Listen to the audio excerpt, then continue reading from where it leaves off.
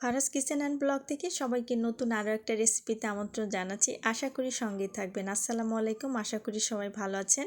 আমি আলহামদুলিল্লাহ ভালো আছি। আজকে হচ্ছে তেলাপিয়া মাছের একটা মজার রেসিপি নিয়ে চলে আসলাম। এই রেসিপিটা না খেলে বুঝতেই পারবেন না যে কি মজার একটা রেসিপি আজকে সবার সাথে শেয়ার করতে যাচ্ছি। তো এখানে আমি একটা তেলাপিয়া মাছ নিয়েছি, মাছটা খুব ভালো করে ধুয়ে নিয়েছি। মাছের মাথার অংশটা আমি কেটে রেখে দিয়েছি, আর এখানে পরিমাণ মতো পানি দিয়ে দিলাম, সাথে সামান্য একটু লবণও দিয়ে দিলাম। এবারে একটু লেবুর রসও দিয়ে দিচ্ছি, আর সাথে সামান্য পরিমাণ হলুদের গুঁড়া। উপকরণগুলো দেওয়ার পর একটু হালকাভাবে নাড়াচাড়া করে দিচ্ছি। এবারে সিদ্ধ করে নিব, সিদ্ধ হওয়া পর্যন্ত অপেক্ষা করব।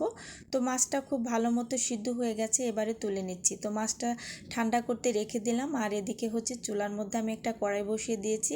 এখানে সামান্য একটু তেল দিয়ে দিলাম, সাথে হচ্ছে পেঁয়াজ কুচি, কাঁচামরিচ কুচি আর রসুন কুচি দিয়ে দিলাম। একটু ভালো করে নাড়াচাড়া করে কাঁচামরিচ, পেঁয়াজ আর রসুনটা হালকা ব্রাউন কালার করে ভেজে নিতে হবে। তো পেঁয়াজটা কিন্তু খুব ভালো মতো ভাজা হয়ে গেছে, আমি এখন তুলে নিচ্ছি। আর এবারে হচ্ছে মাছটা ঠান্ডা হয়ে গেছে, তো মাছ থেকে আমি কাঁটা বেছে নিচ্ছি।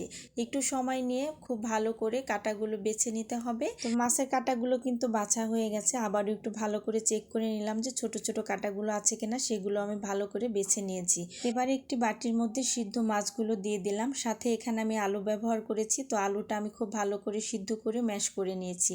এবারে দিয়ে দিচ্ছি পেঁয়াজ, মরিচ আর রসুনটা যে ভেজে রেখেছিলাম সেটা দিয়ে দিলাম, সাথে ধনেপাতা কুচি দিয়ে দিলাম। আর এখানে দিয়ে দিচ্ছি হাফ চা চামচ রসুন বাটা, হাফ চা চামচ আদা বাটা আর হাফ চা চামচ জিরার গুঁড়া। গোলমরিচের গুঁড়া দিয়ে দিচ্ছি হাফ চা চামচের একটু কম, আর কর্নফ্লাওয়ার দিয়ে দিচ্ছি 1 চা চামচ। লবণ দিয়ে দিচ্ছি স্বাদ অনুযায়ী, সামান্য একটু টেস্টিং সল্টও দিয়ে দিলাম, আর সস দিয়ে দিচ্ছি 1 চা চামচের মতো।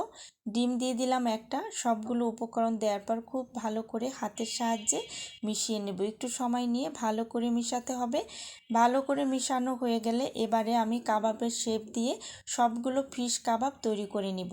তো দেখতেই পাচ্ছেন আমি কিভাবে তৈরি করছি। খুব সহজেই কিন্তু এই কাবাবগুলো তৈরি করা যায়। তো আপনাদের সুবিধার জন্য আমি আরও একটা কাবাব তৈরি করে দেখাচ্ছি। তো একইভাবে কিন্তু আমি সবগুলো কাবাব তৈরি করে নিয়েছি। দেখতেই পাচ্ছেন আমার সবগুলো ফিশ কাবাব তৈরি করা হয়ে গেছে। এবারে আমি ভাজতে চলে যাব। তো চুলায় আমি আগে একটা কড়াই বসিয়ে দিয়েছিলাম, তেলটা কিন্তু গরম হয়ে গেছে। আমি একে একে সবগুলো কাবাব দিয়ে দিচ্ছি। আমি কিন্তু দুইবারে কাবাবগুলো ভেজে নিয়েছি। তো কাবাবগুলো দেওয়ার পর হালকা একটু নাড়াচাড়া করে দিতে হবে, যাতে একটার সাথে একটা লেগে না যায়। তো এক পিঠ ভাজা হয়ে গেছে, আমি উল্টিয়ে দিচ্ছি। দেখতেই পাচ্ছেন সুন্দর একটা ব্রাউন কালার হয়েছে। তো একইভাবে কিন্তু আমি 2 পিঠ ভেজে নিব। এই কাবাবটা কিন্তু গরম ভাত, পোলাও বা খিচুড়ির সাথে খেতে ভীষণ মজা, আর গরম গরম কিন্তু এমনিও খেতেই বেশ মজা লাগে। কাবাবগুলো যখন সুন্দর একটা ব্রাউন কালার চলে আসবে, ঠিক তখনই কাবাবগুলো তুলে নিতে হবে। দেখতেই পাচ্ছেন কাবাবগুলো কিন্তু ভাজা হয়ে গেছে। কাবাবগুলো এখন আমি তুলে নিচ্ছি। এবারে হচ্ছে পরিবেশন করব। আজকের রেসিপিটা যদি ভালো লাগে তাহলে অবশ্যই বাসায় একবার ট্রাই করবেন। আশা করি বাসার ছোট বড় সবাই ভীষণ পছন্দ করবে। আর যারা আমার ফেসবুক পেজ থেকে দেখছেন, আমার পেজটা ফলো দেওয়া না থাকলে প্লিজ একটা ফলো দিয়ে দিবেন। আর যারা ইউটিউব চ্যানেল থেকে দেখছেন, আমার চ্যানেলটি সাবস্ক্রাইব করা না থাকলে প্লিজ একটা সাবস্ক্রাইব করে দিবেন। আজকে এই পর্যন্তই, আবারও কথা হবে নতুন কোনো রেসিপি নিয়ে। সেই পর্যন্ত সবাই ভালো থাকবেন। আল্লাহ হাফিজ।